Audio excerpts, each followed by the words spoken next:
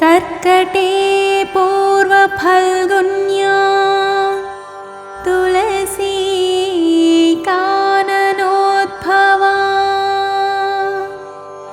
पाण्ये विश्वम्भरां गोदा वन्दे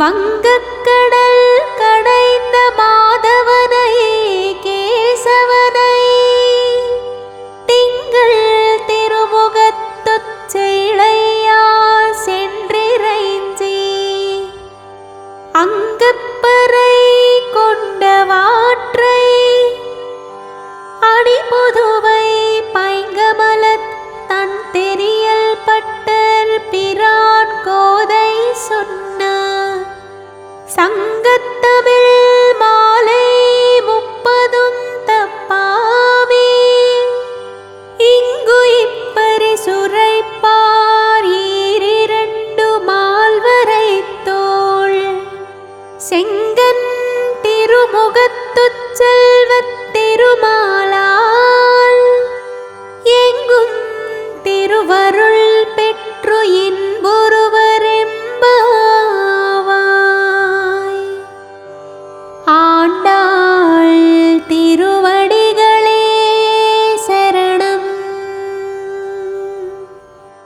తిరుప్పావై పాసుర భావము.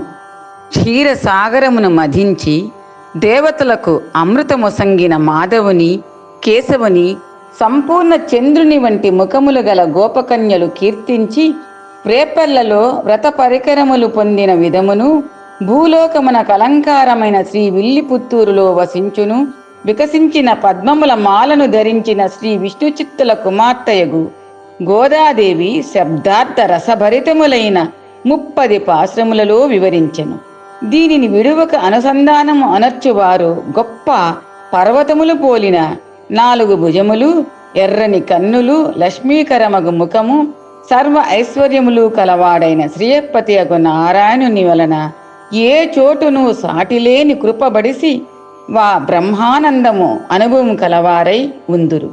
హేమంతముల తొలి మాసమగు మార్గశీర్షము గోపకన్యలు కాత్యాయని వ్రతం ఆచరింపదొడిగి తెల్లవారుజామున ఒక్కొక్క ఇంటికి పోయి తమ చెలికత్తలను మేలుకొల్పి గుమిగూడి యమునా నదిలో మునిగి ఆ నదిగట్టున ఇసుకతో కాత్యాయని విగ్రహాన్ని కల్పించి పూజించినట్లు శ్రీమద్ భాగవతమునందు కలదు.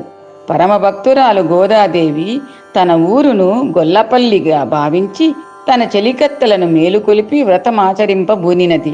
ఒక్కొక్క ఇంటికినీ పోయి చెలులను మేలుకొలుపు విధమున తిరుప్పావై పాడినది. తిరు అనగా పవిత్రమైన లేదా శ్రేష్టమైన, పావై అనగా వ్రతము. దీనిలోని ప్రతి పాసురము చివరలో ఎంబావాయ్ అను మకుటము కలదు. అందువలన దీనికి తిరుప్పావై అనే పేరు వచ్చింది.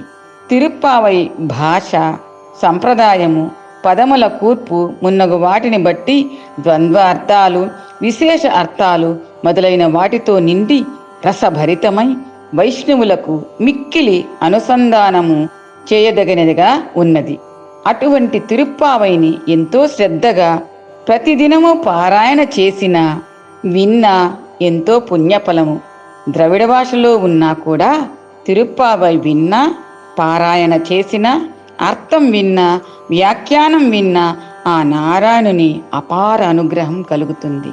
నిర్మల భక్తికి భగవంతుడు తప్పకుండా అనుగ్రహిస్తాడని, భగవంతుడు భక్త సులభుడు అని రుజువు చేసింది గోదాదేవి. అటువంటి గోదాదేవి కథను స్మరిస్తూ ఈ వ్రతం ఆచరించడం ఎంతో శ్రేష్టం.